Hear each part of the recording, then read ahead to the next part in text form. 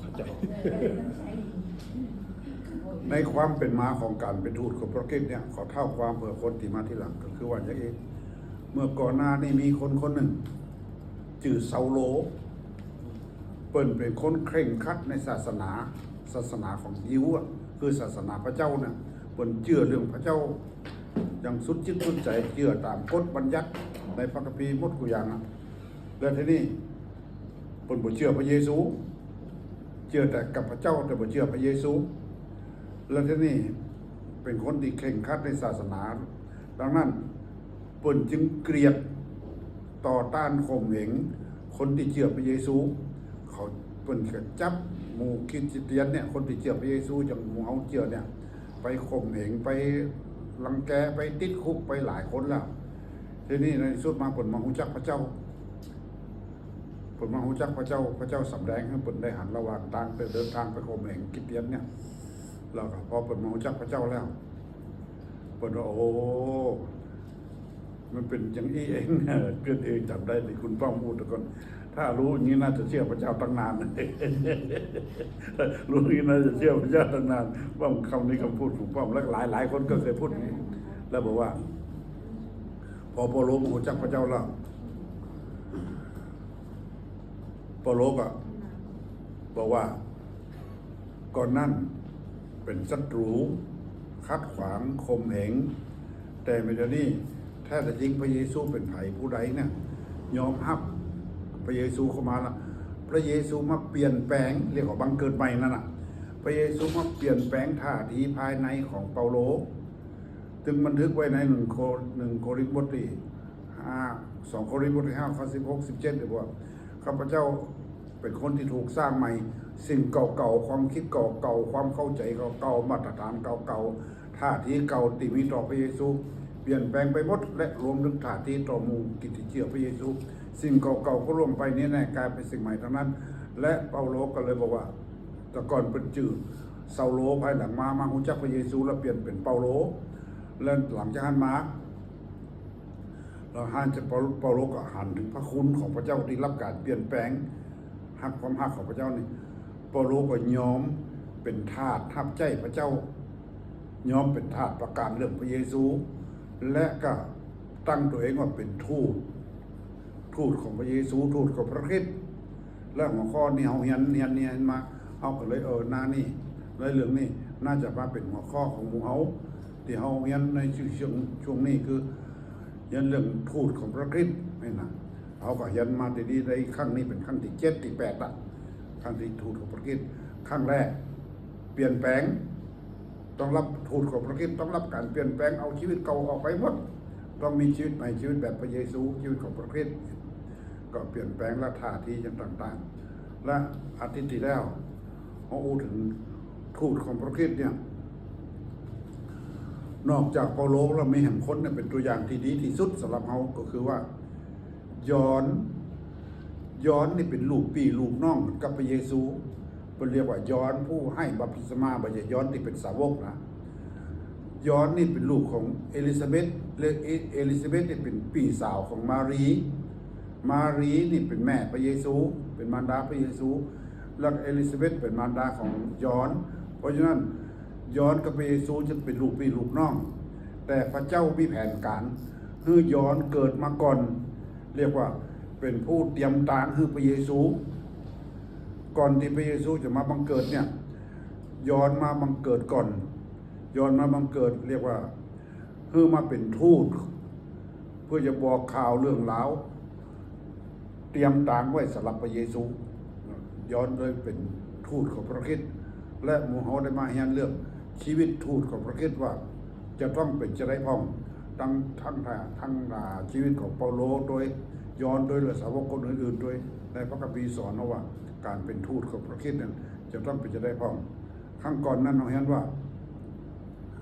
ทูตของพระคริสต์เนี่ยคือย้อนเนี่ยนะทอมใจเขาต้องเรียนรู้เรื่องการทอมใจนะแม้ว่าใครจะเป็นใหญ่เป็นโตมีตำแหน่งหน้าที่ยศถาบรรดาศักดิ์จะได้จังแต่ในพระเจ้าเป็นคนทอมใจเพราะพระเยซูเป็นแบบอย่างสำหรับเรา ลงเป็นพระเจ้าอยู่ที่สวรรคสถานนะยอมละทิ้งบัลลังก์อันรุ่งเรืองจากสวรรค์และบ่ยอมและบ่ฮื้อไผบ่ได้เรียกว่าเป็นพระเจ้ายอมมาบังเกิดเป็นมนุษย์ และอยู่ในสภาพเหมือนกับทาสนั่นคือการถ่อมใจพระเยซูที่เป็นแบบอย่างสำหรับเราเพราะฉะนั้นทูตของพระคริสต์ถ่อมใจกล้าหาญเนี่ยเพราะจะได้กล้าหาญเพราะได้รับการข่มเหงนะในสุดย้อนนี่ถูกฆ่าตายแล้วเปาโลนี่ก็ถูกรังแกข่มเหงสารพัดทุกอย่างบางครั้งก็กลัวเหมือนกันแต่พระคัมภีร์สอนว่า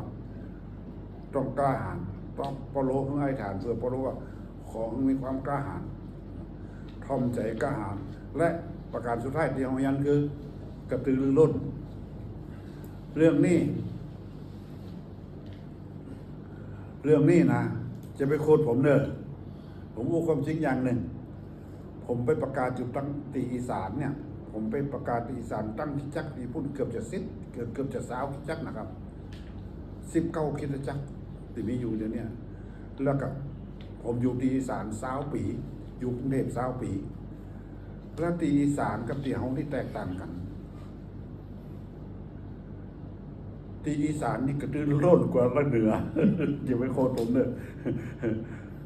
ตีอีสานนี่คนกระตือรือร้นเขานัด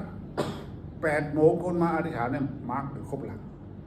9 โมงเฮียนละวีนี่พี่น้องมาครบอะเกือบจะ100%เลย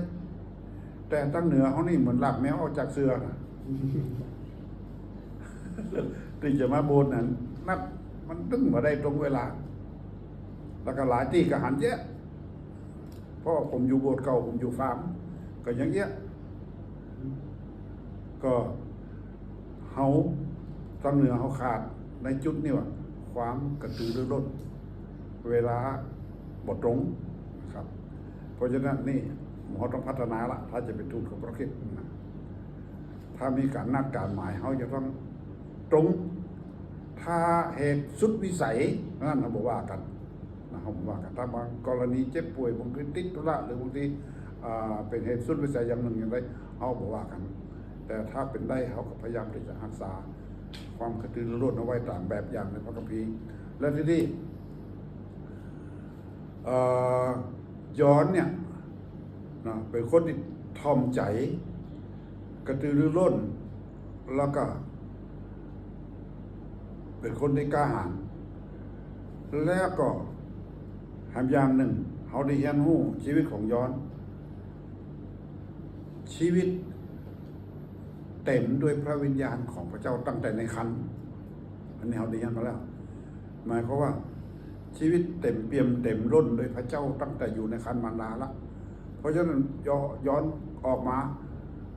เมื่อเกิดมาแล้วมาเป็นทูตของพระคริสต์แล้วลักษณะของย้อนเขาหันก็เป็นคนที่ถ่อมใจยิ่งเต็มล้นด้วยพระวิญญาณยิ่งถ่อมตัวถ่อมใจติดแล้วเขาได้เห็นว่าพระวิญญาณของพระเจ้าตีก่อนที่พระเยซูจะเสด็จขึ้นสู่สวรรค์พระเยซูเมื่อเขาไปแล้วเขาจะไปทูลขอพระบิดาและประทานผู้ช่วยแห่งผู้หนึ่งอยู่กับท่านทั้งหลายเขาจะทูลของพระบิดาประทานผู้ช่วยผู้หนึ่งอยู่กับท่านทั้งหลายผู้ช่วยที่ลงมานั่นคือพระวิญญาณบริสุทธิ์และพระวิญญาณบริสุทธิ์นั่นมีความหมายเดียวกันกับพระเยซูหมายความว่าด้านคุณธรรมด้านสิทธิอำนาจทุกด้านทุกแง่มุมของพระวิญญาณบริสุทธิ์ที่จะมาอยู่กับเขานั่นกับพระเยซูเนี่ยเหมือนกันเพราะว่า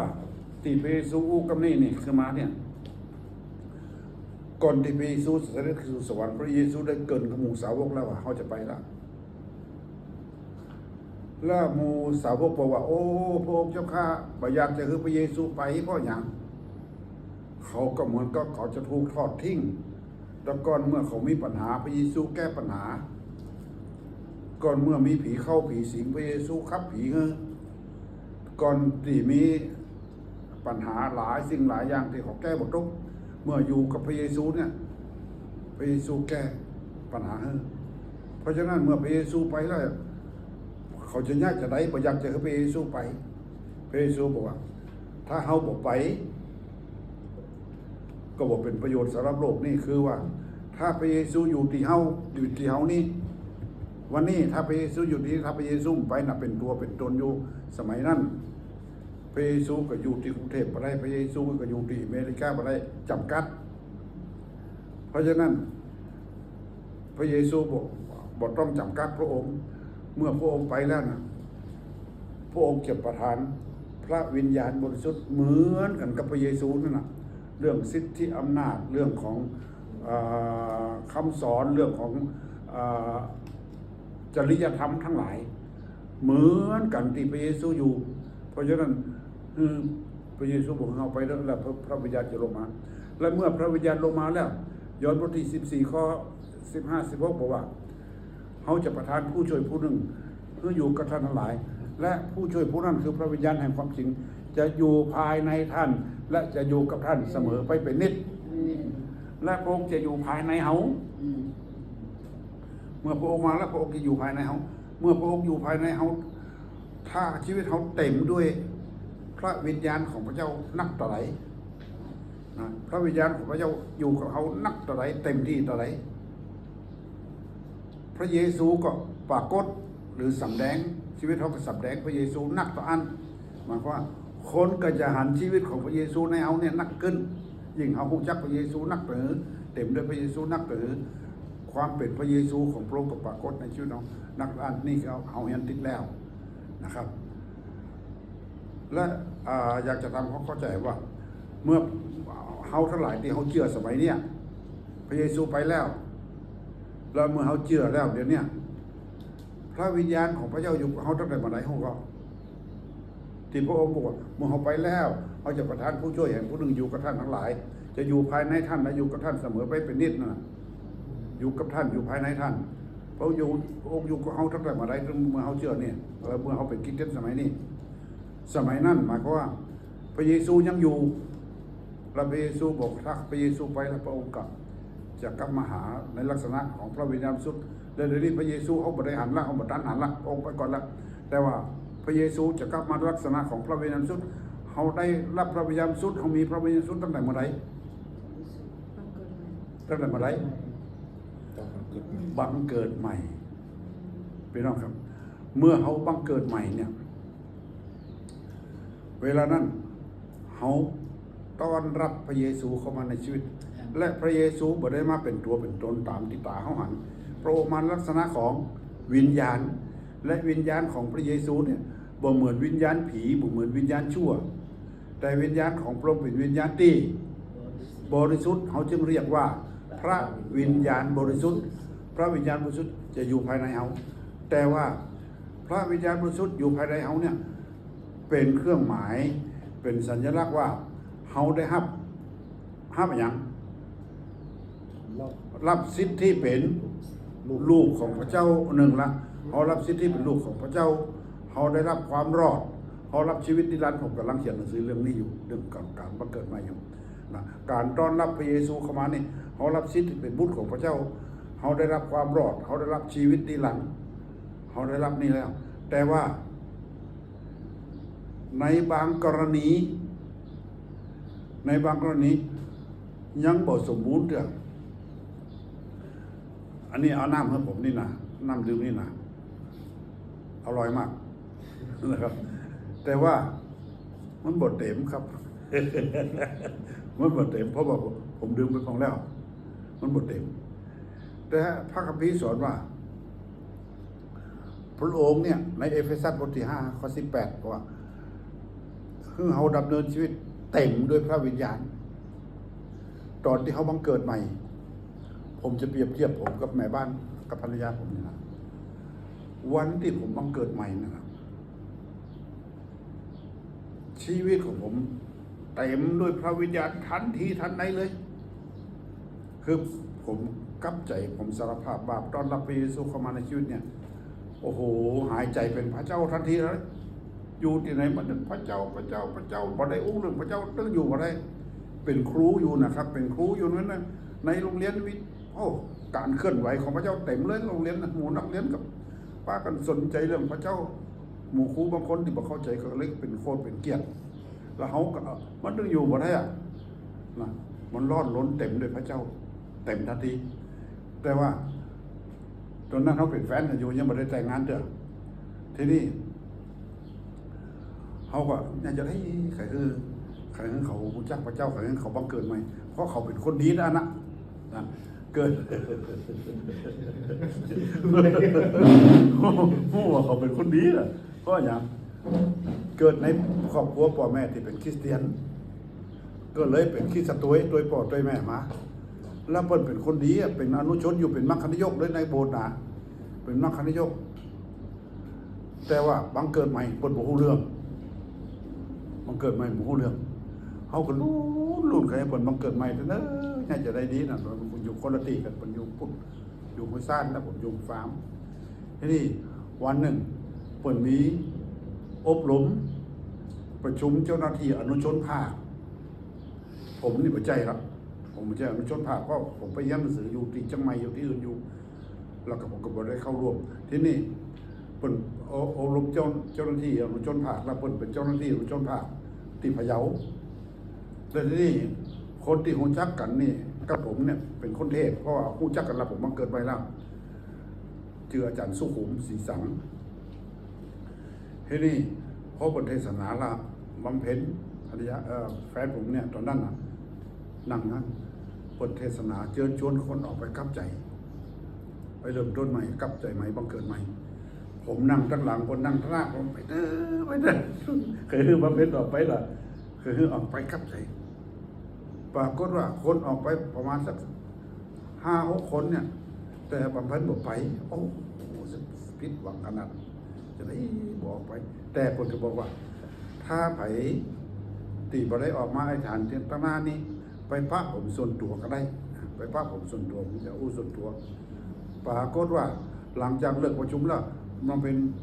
ตัวอาจารย์คนนั้นไปเราไปนั่งผ่านเป็นนั่งอู้กับตีพุ่นเขาไม่ก็อยู่ตีใต้ตึกพอแอบพออยู่แล้วก็เป็นอู้กับตีท่านสักพักใหญ่มาละต่างคนต่างมาละอาจารย์สุขุมนั่นน่ะเปิดเดินเลี้ยวกว่าเปิดมาก่อนนี่เดินจ้าเปิดมาจับมือเซิร์จับมือจุ่มเซิร์เซิร์เขาขับใจแล้วโอ้โหเปิดตื่นเต้นขนาดเปิดดีใจขนาดผมก็ดีใจเสร็จแล้วเปิดเดินมาที่หลังโดยมาผมถามว่าเป็นได้พ่อผมก็ยังเฉยมันบ่ตื่นเต้นเหมือนที่ผมอะและอาจารย์ที่น้ำกับใจอาจารย์ยังตื่นเต้นกว่าได้ซ้ำไปเสร็จแล้วเป็นได้พ่อผมก็เลยถามว่าแน่ใจก็อันที่ไอ้ฐานกับอาจารย์ตะกี้แน่ใจว่าพระเจ้ายกโปรดแน่ใจว่าได้เป็นลูกของพระเจ้าแน่ใจครับแน่ใ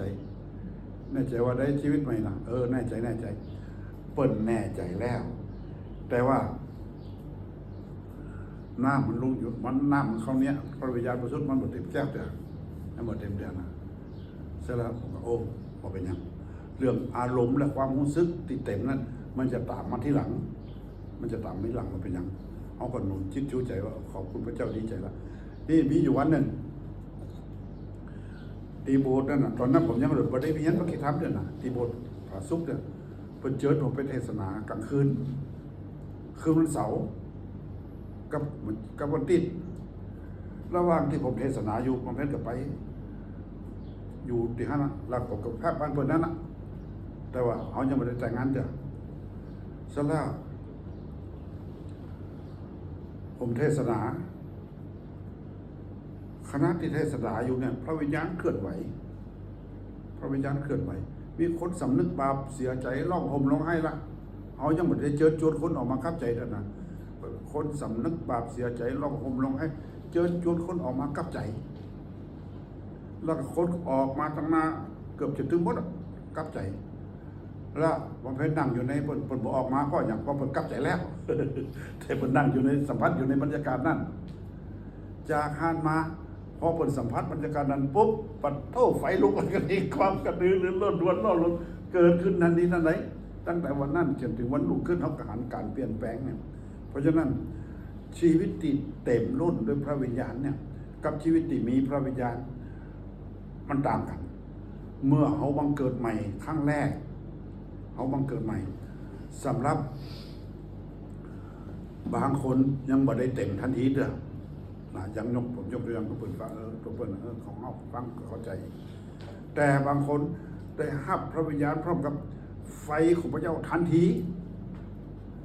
ในหนังสือกิจการบทที่11ก็เหมือนกันคณะที่เปโตรเทศนา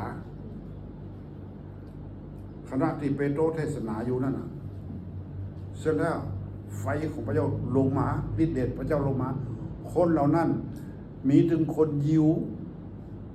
ที่เชื่อพระเจ้าอยู่แล้ว และมีคนต่างชาติที่บูชาพระเจ้าคำเตืออยู่ด้วยกันไฟของพระเจ้าลงมารับฤทธิ์เดชของพระเจ้าพร้อมกันเต็มด้วยพระวิญญาณพร้อมกันแต่ในหนังสือกิจการบทที่8หมู่เจ้ายิวเหล่านั้นหมู่เจ้าสมาเรียฮับเชื่อแล้วเขาก็ส่งย้อนเปโตรก็ย้อนไปถามว่าเมื่อท่านทั้งหลายเชื่อนั้นท่านได้รับพระวิญญาณบริสุทธิ์คือเต็มเปี่ยมหรือไม่เขาไม่ได้เต็มเราก็ไปวางมือที่หลังเขาก็ได้เต็มที่หลังเข้าใจก่อนเพราะฉะนั้นบางคนจะได้เต็มทันทีเมื่อบังเกิดใหม่บางคนจะได้รับการเต็มด้วยพระวิญญาณทีหลังเมื่อสัมผัสบรรยากาศเมื่อมีการวางมือนักกิจการบทที่19ก็มีการวางมือโดยเปาโลไปวางมือบนคนเหล่านั้นเพราะฉะนั้นในพระคัมภีร์สอนว่าเขาเต็มด้วยพระวิญญาณเอาอ่านเอเฟซัสบทที่5ข้อ15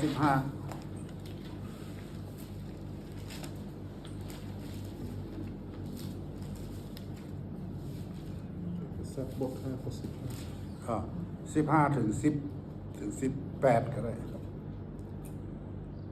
เหตุฉะนั้นท่านจงระมัดระวังในการดำเนินชีวิตให้ดีอย่าเป็นเหมือนคนไร้ปัญญาแต่ให้เหมือนคนมีปัญญาจงฉวยโอกาสเพราะว่าทุกวันนี้เป็นการที่ชั่วเหตุฉะนั้นอย่าเป็นคนโง่เขลาแต่จงเข้าใจน้ำพระทัยขององค์พระผู้เป็นเจ้าว่าเป็นอย่างไร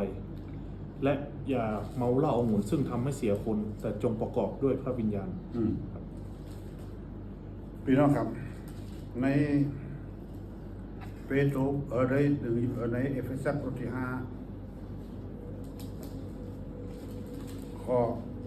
ที่อ่านเนี่ยข้อ15จนไปเนี่ยบอกว่าเหตุฉะนั้นท่านจงระมัดระวังในการดำเนินชีวิตให้ดีนั่นหมายความว่าเขียนถึงไผครับพระคัมภีร์ตัวนี้เขียนถึงคนที่เชื่อพระเจ้าอยู่แล้วนะ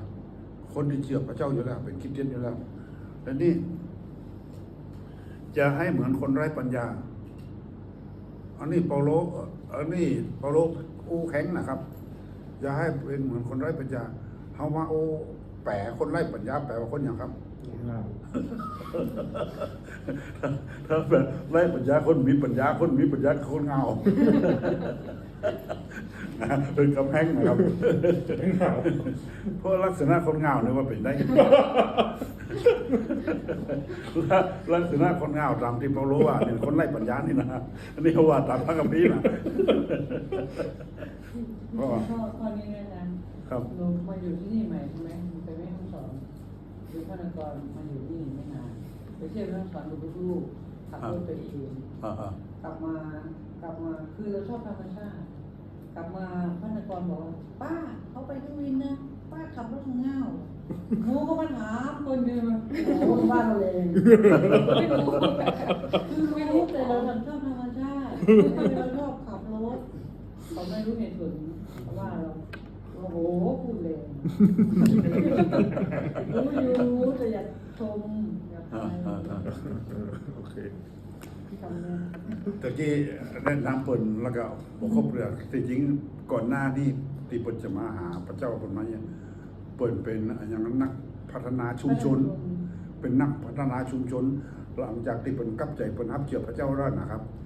เปิ่นขับรถไปส่งผมหมู่บ้านต่างๆหมู่บ้านที่ไหนก็หมู่บ้านหมู่บ้านนั่นหมู่บ้านเนี่ยจากที่อาจารย์ไป พูดพระคัมภีร์ที่บ้านใช่ไหม อ่า จากวันนั้นมาหนูคนลุกน้ำตาไหลอยู่ไม่ได้ต้องมานอนบ้านว่าอธิษฐานอดอาหารสารภาพบาปยิ่งร้องไห้ นั่นนะ ไม่นานลูกมา2-3 เดือนเห็นอาการเราที่มันแบบแปลกๆพูดเพราะพูดดีไม่ดุลูกหรือพวกนี้อะไรหลายๆอย่างมันเป็นบาป ลูกเข้ามาเข้าใจที่เรา ลูกก็กลับมารับเชื่อ ในสุดพอลูกงูเรามาอัพเยอะ 3-4 เดือนเอง นะครับมันมีผลในการวางหลักนะครับ โอเคกับลังพูดถึงเรื่องเปาโลบอกว่าเปาโลโอแหงน่ะดำเนินชีวิต จงดำเนินชีวิตเหมือนคนมีปัญญา อย่าเหมือนคนไร้ปัญญา ลักษณะคนไร้ปัญญาหรือคนง่าวเนี่ย เพราะว่าทุกวันนี้เป็นการที่ชั่ว เหตุฉะนั้น อย่าเป็นคนโง่เขลาเนี่ย คนโง่เขลากับคนง่าวนั่นนะแล้วก็แต่จงเข้าใจน้ำพระทัยขององค์พระพุทธเจ้าว่าเป็นอย่างไร หมายเขามว่า คนโง่เขลาหรือตีโปโลว่าคนง่าวเนี่ย คือบุหูน้ำพระทัยของพระเจ้าดำเนินชีวิตเหมือนกับเจ้าโลกปัจจุบันนี้ที่บุหูจักพระเจ้าที่ดำเนินชีวิตอยู่ในความบาปความชั่ว จากนั้นเขาจะหันว่า อย่าเมาเหล้าอางุ่นมาก็คนเจ้าโลกทั่วไปถ้ากินเหล้าเมายาเป็นเรื่องปกติธรรมดาของเขาเป็นเรื่องปกติธรรมดาของเขาแล้วเป็นคนที่บ่ฮู้น้ำพระทัยของพระเจ้า เพราะฉะนั้นข้อ18จะบอกว่า อย่าเมาเหล้าอางุ่นแต่จงอะไรอย่าง เต็ม เต็ม จงอะไรอย่างจงพระคัมภีร์ของแต่ละคนอาจจะผมใช้คำเรียกไม่เหมือนกัน เต็มเปี่ยมล้น จงเปี่ยมด้วยพระวิญญาณหรือเต็มด้วยพระวิญญาณ และบางฉบับบอกว่า ประกอบด้วยพระวิญญาณมีความหมายเดียวกัน แต่จงประกอบด้วยพระวิญญาณ อีกอย่างหนึ่งว่า อย่างนี้แปลให้เข้าใจง่าย จะแปลเพื่อจะอธิบายให้เข้าใจง่ายว่า อย่าเมาเหล้าอางุ่นแต่จงเขาว่าประกอบด้วยพระวิญญาณหรือพระวิญญาณคือว่าอย่าเมาเหล้าอางุ่นแต่จงเมาอย่างครับ เมาพระวิญญาณ เมาพระวิญญาณ แต่ก่อนมีคนหนึ่งที่เปิ่นเป็นคนนำปอกมาฮับเจือเป็นเซียวกันเปิ่นนำปอกมาฮับเจือสมัยเปิ่นไว้เป็นไว้รุ่น แล้วเมื่อเปิ่นเจือแล้วได้ปอกผมแล้ว ได้ตื้อหมู่บ้านแล้วหมู่บ้านกับเป็นร้อยครอบครัวอยู่ที่เมืองยิ้มนี่เป็นนี่นะนั่นเป็นผลงานของเปิ่นจือแก้วเท่าแก่แก้วสนิทที่นี่คนเนี่ยเปิ่นเต็มด้วยพระวิญญาณเปิ่นเมาพระวิญญาณตั้งแต่เปิ่นฮับเจือพระเจ้าแหละอยู่ที่ไหนกับข้างหนึ่งที่บ้านโป่งพระบาทเปิ่นมีประชุมที่ฮั่นหรอกเท่าแก่แก้วเนี่ยไปที่ฮั่นด้วยแล้วก็จะมีไผ่หัวจักเปิ่นแล้วเปิ่นก็อายุนับหมดแล้ว อยู่ที่ไหนเปิ่นก็ห้องเพลงของเปิ่นอื้อของเปิ่นคนเดียวนะ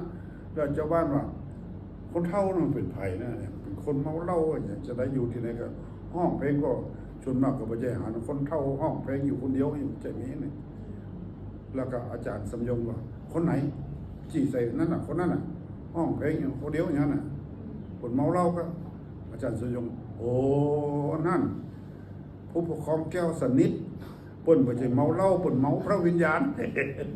นั่นหมายความว่าถ้าชีวิตเขาเต็มเปี่ยมเต็มล้นด้วยพระวิญญาณลักษณะอิทธิพลของพระวิญญาณจะครอบงำเหนือถ้าคนที่เมาเหล้าจะบอกเป็นตัวของตัวเองมันก็เขาเรียกว่าน้ำเปลี่ยนนิสัยนั่นนะคนที่ปากนักอู้บ่นักคนที่บ่อู้นักปัดโตปากเป็นฟื้นเป็นไฟนั่นน่ะแล้วคนที่สุภาพเรียบร้อยพอเล่าตกไปถึงต้องแล้วก็เป็นคนเก็บมาเลยเป็นคนดุคนให้หมายถึงว่าอำนาจอิทธิพลของเราไปครอบงำอยู่เหนือชีวิตของคนนั้นแล้วทีนี้พระคัมภีร์ว่า อย่าเมาเหล้าองุ่นอย่าเหล้าองุ่นเนี่ยคนไร้ปัญญาคนโง่เขาเนี่ยคนง่าวเนี่ย อำนาจอิทธิพลของเราครอบครองควบคุมอยู่เหนือชีวิต จนพ่อบอกเป็นตัวของตัวเองแล้วก็เปาโลมาเปรียบเทียบว่าบ่ฮื้อเป็นเหมือนเหล้าควบงำเอาแต่ว่าฮื้ออย่างพระวิญญาณบริสุทธิ์เพราะเราในแง่โลกเมื่อเขาเต็มเปี่ยมเต็มล้นด้วยพระวิญญาณ ฤทธิ์อำนาจของพระวิญญาณจะมีอิทธิพลเหนือธรรมชาติชีวิตของเขาเข้าใจกับฤทธิ์อำนาจของพระวิญญาณจะมีอิทธิพลเหนือชีวิตของเขาเหมือนกับเรามีอิทธิพลเหนือคนไร้ปัญญานั่นนะแต่ทีนี้ถ้าพระวิญญาณของพระเจ้าเข้ามาเต็มเปี่ยมจะมีอำนาจอิทธิพลเหนือชีวิตของเขาพี่น้องเคยหันก็คนก่อนหน้าที่เราบุกจักพระเจ้าบ่เชื่อพระเจ้าได้เป็นคนแบบหนึ่งหรือเมื่อเชื่อแล้วแต่ว่าบ่เต็มด้วยพระวิญญาณก็ยังเป็นคนที่บ่ค่อยกล้าหาญเป็นคนที่บ่ค่อยแสดงออกบ่ค่อยมีผลนั่นอย่างสักอย่างเนี่ยแต่พอเมื่อพระวิญญาณเข้ามาแล้วเป็นคนละคนเข้ามาผมยกตัวอย่างใกล้ตัวเนี่ยตัวผมนี่นะแต่ก่อนนั่นผมเป็นคนที่ผมมีคำอู้เข้าสังคมนี่ผมบ่ค่อยอู้ผมบ่ค่อยปากเพราะผมมีเรื่องที่จะอู้แล้วก็อู้บ่เป็นแต่ว่าหลังจากที่ผมเต็มด้วยพระวิญญาณแล้วผมบ่หยุดอู้ บ่หยุดที่จะอู้แต่บอกจะอู้เรื่องสเปเหระนะเรื่องไร้สาระอย่างนั้นผมอู้เรื่องของพระเจ้าอู้เรื่องของพระเจ้านั่นน่ะคือนั่นมันก็อิทธิพลฝ่ายจิตวิญญาณฝ่ายพระวิญญาณบริสุทธิ์ก็ครอบครองเหนือชีวิตของเอากลายเป็นคนละคนเอามาผลต่อไปว่าข้อผลต่อไปว่าพระเจ้าบอกเมื่อเขาเต็มด้วยพระวิญญาณบริสุทธิ์ของพระเจ้าเมื่อเขาเต็มด้วยพระบริสุทธิ์ของพระเจ้าเนี่ยยกตัวอย่างของย้อนเนาะเต็มตั้งแต่ในคันมารดาแล้วก็พระเยซูตั้งแต่ฮับอะไรพระเยซูเมื่อฮับบัพติศมาขึ้นมาออกจากน้ำขึ้นมาพระวิญญาณของพระเจ้าลงมาพระเยซูก็เต็มแล้วก็เปาโลก็ได้ฮับเมื่ออานาเนียมาวางมือแล้วมูสาวกกับคนละเวลากัน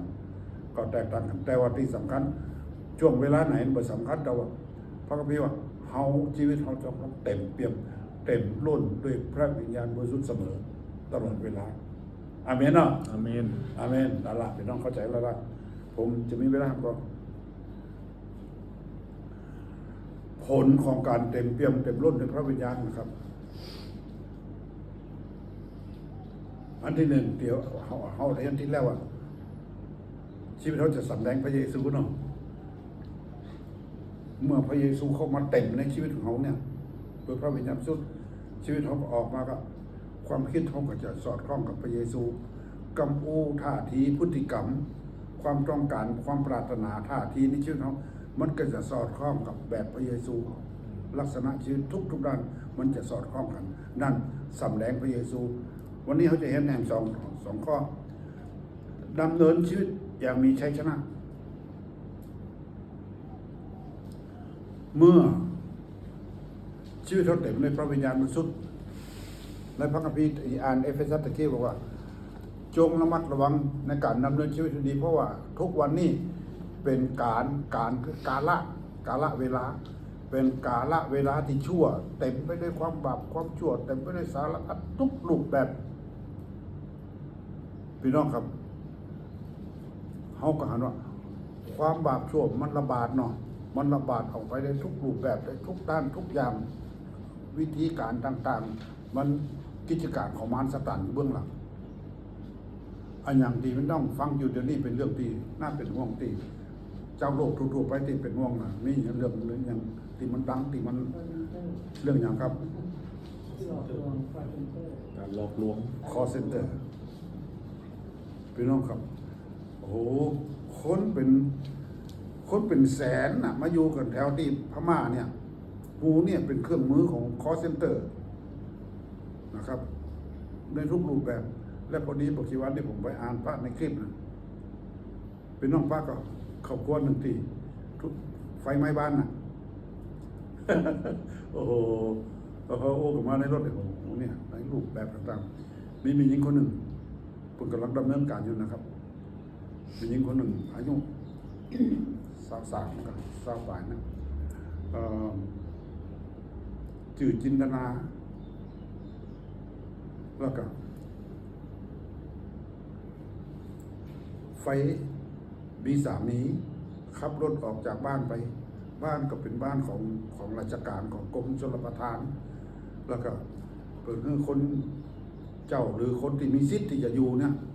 ที่เป็นคนงานพนักงานเนี่ยไปเจอบ้านดีอย่างนักหนาแล้วก็สองคนนี่ร่ำรวยขึ้นมาเจ้าบ้านว่าตั้งหูตั้งตาใส่ท้องใส่อย่างเหมือนกันของเกินที่เลยล่ะหลักดีรถอย่างดีเลยอย่างเนี้ย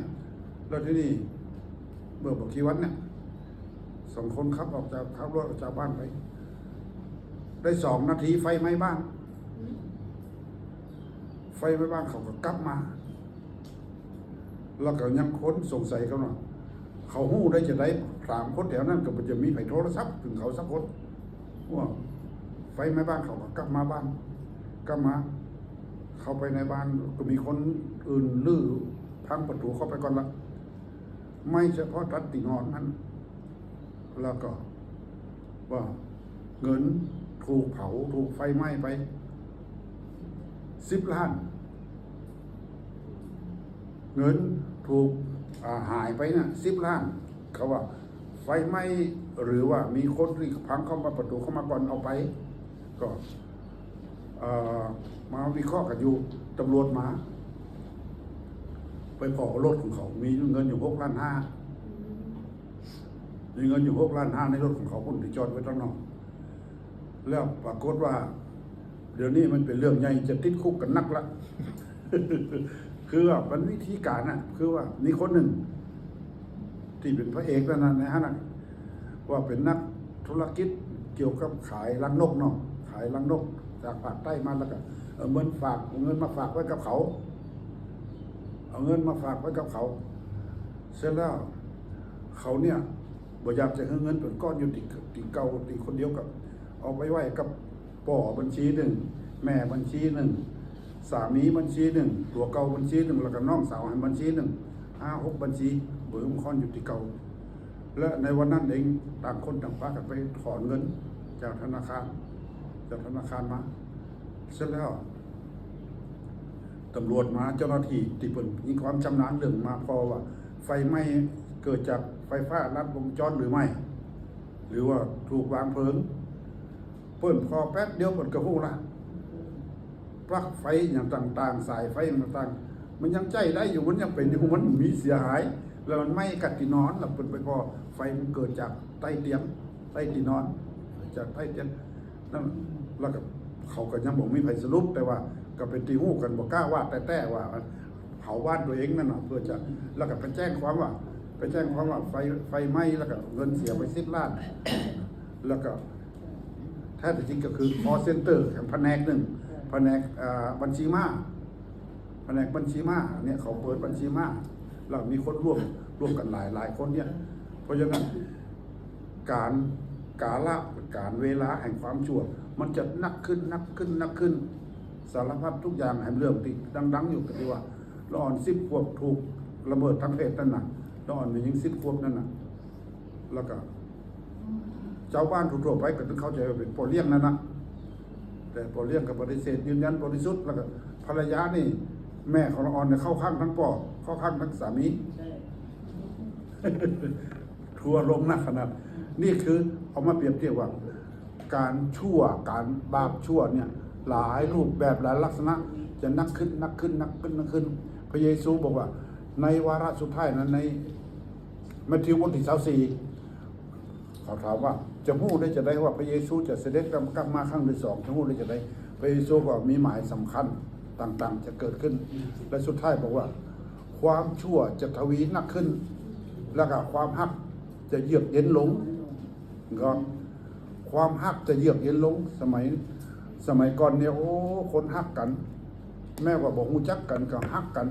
ยังเป็นอันหนึ่งอันเดียวกันเมื่อเดี๋ยวนี้พ่อฆ่าลูกฆ่าพ่อแม่ก็มีเนี่ยความฮักเยือกเย็นลงความชั่วทวีมากขึ้น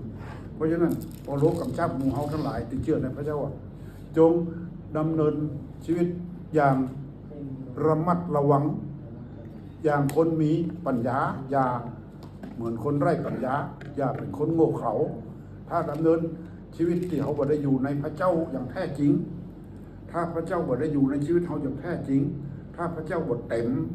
มล้นในชีวิตเขาการทดลองต่างๆข ของโลกนี่มันมีรอบชีวิตของเขาเพราะฉะนั้นพระเจ้าจึงให้เขา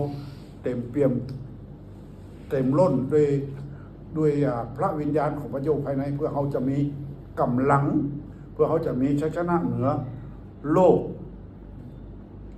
คือโลกโลกีนะครับใน1 ยอห์นบทที่1 ยอห์นบท 2 ข้อ 15บอกว่าอย่ารักโลกหรือสิ่งของในโลกถ้าผู้ใดรักโลกความรักต่อพระบิดาก็ไม่ได้อยู่นะเพราะสารพัดที่อยู่ในโลกคือตัณหาของเนื้อหนังตัณหาของตาความทะนงในลาภยศไม่ได้เกิดจากพระบิดาแต่เกิดจากโลกกับสิ่งยั่วยวนของโลกกำลังจะล่วงไปแต่ผู้ที่ประพฤติตามพระทัยของพระเจ้าก็จะดำรงอยู่เป็นนิจเบิ่งเฮาฮักโลกเบิ่งเฮาผูกพันอยู่กับโลกแต่เขาจะบ่ฮักโลกเขาจะบ่ฮักสิ่งของในโลกจนเกินเหตุเกินความจำเป็นเกินน้ำพระทัยของพระเจ้าได้จะได้ก่อเมื่อเขาเต็มด้วยพระเจ้าจะเขาวินิจฉัยได้ว่าโอ้อันนี้มันเกินขอบเขตอันนี้บ่จำเป็นต้องเอาต้องจำเป็นต้องไฟฝันหาจากนั้นมันจำเป็นต้องหาวิธีจากนั้นอย่างนี้เพื่อจะได้สิ่งของฝ่ายโลกเพราะว่าพระเจ้าจะช่วยเขาในการวินิจฉัยพระเจ้าจะช่วยเขาในการวินิจฉัยโดยที่พระเจ้าอยู่กับเขาใน1 ยอห์นบทที่ 2ก็หนึ่งพี่น้องผมระเบิดมาด้านผมครับเพราะผมเปิดแล้วผมว่าไปเลยหนึ่งโครินธ์บทที่ 2เขาก็บอกสิ่งที่ตาไม่เห็นเพราะมีบันทึกไว้ว่าสิ่งที่ตาไม่เห็นสิ่งที่หูไม่ได้ยินสิ่งที่มนุษย์คิดไปถึงคือสิ่งที่พระองค์ได้ทรงจัดเตรียมไว้สำหรับคนที่รักพระองค์และผู้ที่รักพระองค์ก็คือพระองค์กับประทานพระวิญญาณบริสุทธิ์อยู่ภายในคนนั้นเมื่อพระวิญญาณบริสุทธิ์อยู่ภายในคนนั้นพระวิญญาณบริสุทธิ์จะทรงสำแดง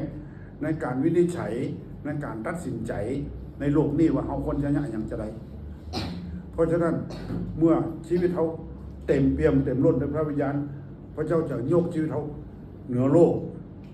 เหนืออย่างแหมศัตรูฝ่ายวิญญาณมีอย่างพ้องทดสอบความจำพี่น้องหน่อยความรู้ความเข้าใจของพี่น้องศัตรูเขามีพระองค์จะยกชีวิตเขาเหนือศัตรูเขาไม่อย่างพ้อง โลกเนื้อหนัง 1โลก2เนื้อหนัง3มารซาตานศัตรูของคริสเตียนนั่นนี่มี3ด้านโลกเนื้อหนังและมารซาตานชีวิตไม่ผ่านเนาะ นักเรียนรุ่นแรกจำได้ และโลกเนี่ยในพระคัมภีร์บอกว่าเพราะว่าพระเจ้าทรงรักโลกยอห์นบท 3 ข้อ 16แล้วก็ในกิจการบทที่ 17พระเจ้าทรงสร้างโลกและ1 ยอห์นบทที่ 2 ข้อ 15ที่ผมท่องไปตะกี้ว่าอย่ารักโลกมันไม่โลกอย่างพ่อมาโลกมีกี่โลกโลกมีกี่โลกอ้าวบางแห่งบอกว่าพระเจ้าทรงรักโลกและบางแห่งบอกว่าพระเจ้าสร้างโลกและบอกว่าอย่ารักโลกนั่นหมายความว่าจะไรมีโลกจำไว้เด้อ3 โลก1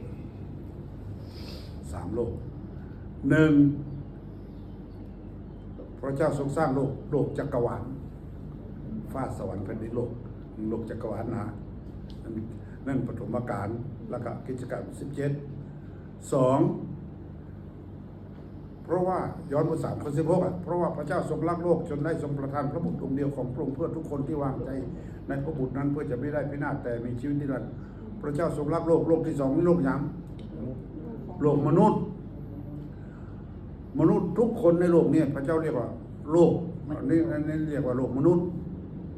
และอันที่ 3อย่ารักโลกนั่นคือโลกโลกีและอันยังที่เป็นศัตรูต่อชีวิตคริสเตียนเขาโลกยังโลกโลกีนะโลกโลกีที่เป็นศัตรูเมื่อชีวิตเขาเต็มด้วยพระวิญญาณพระเจ้าจะยกชีวิตเขาขึ้นอยู่เหนือโลก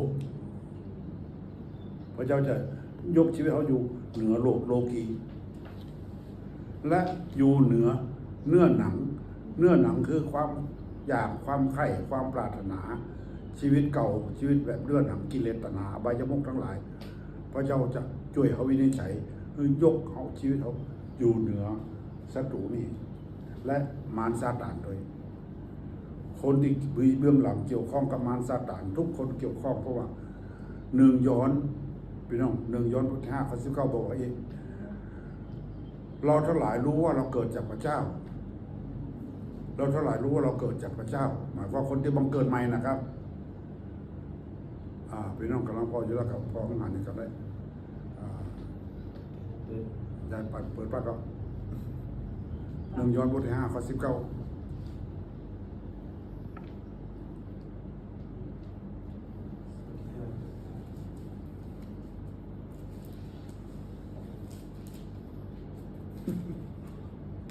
แล้วก็ได้แล้วครับ อ่านแล้วก็ ได้ครับ อ่านออกเสียงแล้วครับ เรารู้ว่าเราเกิดจากแก่โลกทั้งหมดอยู่ในมือของมารร้าย เอาละครับอันนั้นฉบับนั้นฉบับอย่างพูดนะผมจำทองจ้อง151ได้บอกว่า เราทั้งหลายรู้ว่าเราบังเกิดจากพระเจ้าหมายความคนที่บังเกิดใหม่นะต้องบังเกิดใหม่ตอนนั้นเราทั้งหลายรู้ว่าเราเกิดจากพระเจ้า แต่มนุษย์โลกทั้งหลายมนุษย์โลกทั้งสิ้น อยู่ใต้อานุภาพของมารร้ายน่ากลัวสักเท่าไหร่ครับ คนทั้งหลายอยู่ใต้อำนาจของมารซาตานถ้าไม่ได้บังเกิดใหม่ มารซาตานมันจะทำทุกรูปแบบในชีวิตของเขาเมื่อเวลาของมันหรือเมื่อมันมีโอกาส เพราะฉะนั้นเราต้องบังเกิดใหม่เป็นลูกของพระเจ้าอันเราทั้งหลายรู้ว่าเราเกิดจากพระเจ้าแต่มนุษย์โลกทั้งสิ้น อยู่ใต้อานุภาพของมารร้ายน่ากลัวทีนี้ เมื่อเราบังเกิดใหม่อย่างเดียวบ่พอต้องเต็มด้วยพระวิญญาณเต็มเปี่ยมเต็มล้นด้วยพระวิญญาณชีวิตเขาจะอยู่เหนือโลก อยู่เหนือเนื้อหนังอยู่เหนือมารซาตานและเขาจะมีชัยชนะเหนือมารซาตานด้วยนะครับโอเค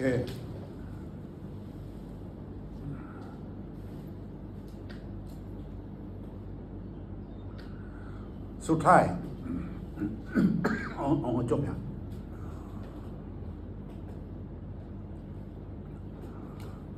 ทบทวนที่ก่อนเขาบอกว่า เมื่อชีวิตเขาเต็มด้วยพระวิญญาณชีวิตเขาจะสำแดงพระเยซูมากขึ้นวันนี้ประการที่2เดียวยันนี้เพื่อเขาจะดำเนินชีวิตอย่างมีชัยชนะเหนือโลกเหนือเนื้อหนังเหนือมารซาตานและแห่งประการสุดท้ายในงานรับใจพระเจ้าในฐานะที่เขาเป็นทูตของพระคริสต์อันนี้เป็นเรื่องยาวขนาดผมไม่เขียนหนังสือเป็นปึ๊กประมาณนี้เมื่อชีวิตเขาเป็นน้อมเป็นทูตของพระคริสต์เพราะหันเพื่อพระคุณของพระเจ้าที่ทรงเรียกเขาไถ่เขาซื่อเขาและพระเจ้าไม่สิทธิเขาเป็นทูตของพระคริสต์เนี่ยลักษณะทูตของพระคริสต์เพื่อจะรับใจพระองค์เจ้าโดยอาศัยฤทธิ์อำนาจของพระองค์มูสาวกของพระองค์เนี่ยก่อนที่พระเยซูจะเสด็จขึ้นสู่สวรรค์ก่อนพระเยซูเสด็จสู่สวรรค์พระองค์กำชับหมู่เหล่าสาวกว่าเปิดห้องออกไปจากห้องนี้ไปที่ไหนเนอะเพื่อรอก็อยู่ที่ห้องชั้นบนเพื่อจะรอคอยเพื่อจะรับพระราชทานฤทธิเดชเมื่อพระเยซูไปแล้วพระเยซูจะไปทูลขอพระบิดาและพระองค์จะประทานฤทธิเดชเธออันนั้นอยู่ในกิจการบทที่1แล้วเสร็จแล้วเขาก็รออยู่ที่ห้องชั้นบนนั้นเสร็จแล้วอันนี้เปิดกระไรเปิดกิจการบทที่1ข้อ4กับข้อ8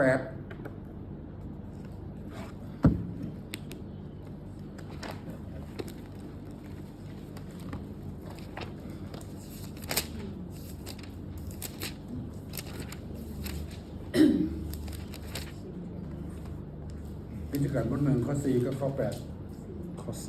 ข้อ4กันข้อ4เป็นข้อกำชับว่า 4 เมื่อพระองค์ได้ทรงพำนักอยู่กับอัครทูตจึงกำชับเขาไม่ให้ออกไปจากกรุงเยรูซาเล็มแต่ให้คอยรับตามพระสัญญาของพระบิดาคือพระองค์ตรัสว่าตามที่ท่านทั้งหลายได้ยินจากเรานั้นคือข้อ 4เอาข้อ4ก่อนว่าก่อนที่พระองค์ไปพระองค์กำชับหมู่สาวกจะไปที่ไหนเด้อบ่ต้องออกไปประกาศเด้อบ่ต้องไปเป็นพยานบ่ต้องไปอย่างนั้นแต่ให้ท่านทั้งหลายรอคอยเพื่อจะรับติดพระองค์สัญญาโลกสัญญาอะไรอย่างคำสัญญาเนี่ยพี่น้องผู้ก่อนหนังสือกิจการอะไรเป็นเขาเขียน ลูกา ลูกาเป็นคนเขียนกิจการ และลูกาบทสุดท้ายลูกาก็เขียนในเรื่องนี้ไว้เหมือนกัน เปิดไปลูกาบทที่บทสุดท้ายลูกาบทที่24ข้อ49 50 โอเค อ่านแล้ว และดูเถิดเราจะส่งซึ่งพระบิดาของเราทรงสัญญานั้นมาเหนือท่านทั้งหลาย แต่ท่านทั้งหลายจงคอยอยู่ในกรุงในกรุงจนกว่าท่านจะได้ประกอบด้วยฤทธิ์เดช พระวิญญาณบริสุทธิ์ ที่มาจากเบื้องบน เอาละครับพี่น้องฟังเพื่อจะได้ต่อเนื่องก่อนที่พระเยซูจะเสด็จขึ้นสู่สวรรค์พระองค์ก็กำชับและกลูกาบันทึกไว้ในลูกาบท24ข้อ10ก็49 50บอกว่ากำชับว่าเขารอคอยอยู่ที่ห้องชั้นบนจนกว่าเขาจะได้รับพระราชทานฤทธิเดชพระวิญญาณบริสุทธิ์และในกิจการเปาโลก็ลูกาก็ย่ำหันข้างหนึ่งกิจการบท1ข้อ4ที่อ่านตะกี้ว่ารออยู่ที่ห้องชั้นบนเพื่อรับพระราชทานฤทธิเดชพระวิญญาณบริสุทธิ์อ่านข้อ8ข้อสุดท้ายเขาจะจบที่นี่ละ แต่ท่านทั้งหลายจะได้รับพระราชทานฤทธิเดชเมื่อพระวิญญาณบริสุทธิ์จะเสด็จมาเหนือท่าน และท่านทั้งหลายจะเป็นพยานในฝ่ายเราในกรุงเยรูซาเล็มทั่วแคว้นยูเดียแคว้นซัมเรียและจนถึงที่สุดปลายแผ่นดินโลก ในกิจการบท1ข้อ8พระเยซูก็กำชับให้บอกว่าท่านทั้งหลายรอคอยอยู่ในห้องชั้นบนห้องชั้นบนเป็นห้องที่หมู่สาวกมักจะไปประชุมกันที่กรุงเยรูซาเล็มเสมอที่ห้องชั้นบนนั้นรออยู่หันจนกว่าท่านนายจะได้รับพระราชทานฤทธิเดชเนี่ยรับอย่างเต็มเปี่ยมเนี่ยรับฤทธิเดชของพระวิญญาณบริสุทธิ์ลงมาเมื่อท่านนายรับแล้วท่านนายจะ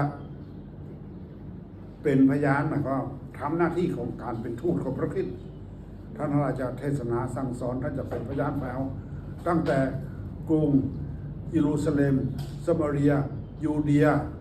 ถึงเชียงรายนั่นแหละเป็นคำสัญญาของพระเจ้าเพราะพระเจ้า